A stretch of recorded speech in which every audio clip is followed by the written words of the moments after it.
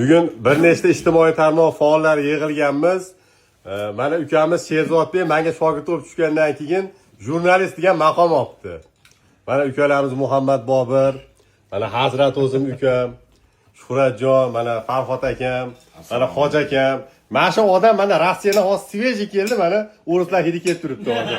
Natashani. Mana qulluq olsin Sherzodbek endi. Mana ushbu guvohnoma egasi mana Sherzodbek. Jurnalist bo'ldingizmi endi bu bilan? Rasmiy bloger bo'ldi. Mana tabriklayman. Quva tumanidagi barcha muammolarni, yangiliklarni yoritgandan keyin javob qaytarmasa rasmiy tashkilotlar endi ishlamayotganligi endi ko'rinadi. Sherzod aka deyman shekilli degansiz.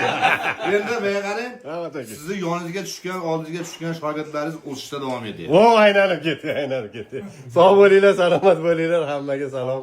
Rahmat.